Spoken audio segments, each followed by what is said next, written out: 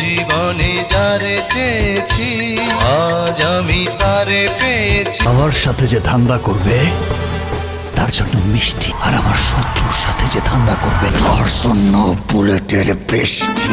Bangla cinema কখনো আকাশচুম্বী জনপ্রিয়তা, আবার কখনো হাহাকার। আপনি কি জানেন ৯০ দশকে বাংলাদেশে প্রায় ১,৫০০টি সিনেমা হল ছিল, অথচ আজ সেই সংখ্যাটা নেমে এসেছে মাত্র ১৫০টির কাছাকাছি। এক সময় রাজত্ব ছিল সালমান শাহর মতো স্টারদের, আর আজ গল্প বলছে নতুন প্রজন্মের নতুন সিনেমা।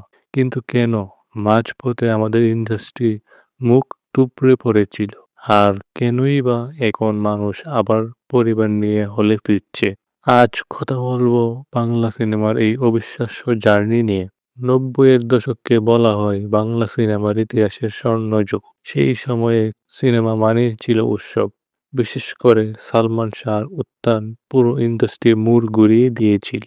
তার স্টাইল, ফ্যাশন সেন্স আর অভিনয় তরুণ প্রজন্মকে এমনভাবে আচ্ছন্ন করেছিল যে সিনেমা হলগুলো সবসময় কানায় কানায় পূর্ণ থাকত। তখন ব্যবসায়িক সাফল্য আর শিল্পমান দুটোই ছিল সমান্তরাল। কিন্তু এরপরই শুরু হয় অন্ধকার। সালমান শাহর অকাল মৃত্যু, সেই সাথে সিনেমাগুলোতে দুর্বল গল্প, অতিরিক্ত মারামারি আর অশালীন দৃশ্যের অনুপ্রবেশ।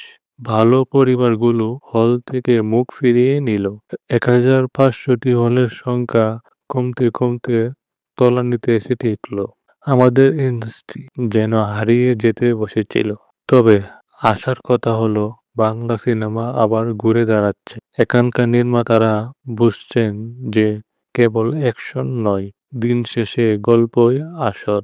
নতুন প্রজন্মের শিল্পীদের ডেডিকেশন আর মেকিং স্টাইল দর্শকদের আবার হলের টিকিট কিনতে বাধ্য করছে। পুরোনো দিনের আয়ের রেকর্ডগুলো এখন একের পর এক ভাঙছে। এটা ইন্ডাস্ট্রির জন্য সবচেয়ে বড় পজিটিভ দিক।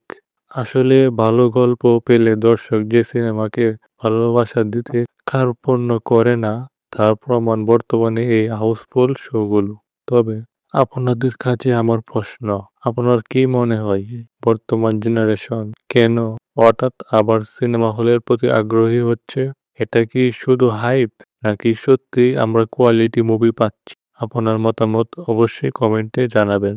ভিডিওটি ভালো লাগলে লাইক দিন এবং আপনার চ্যানেলটি সাবস্ক্রাইব করে সাথেই থাকুন।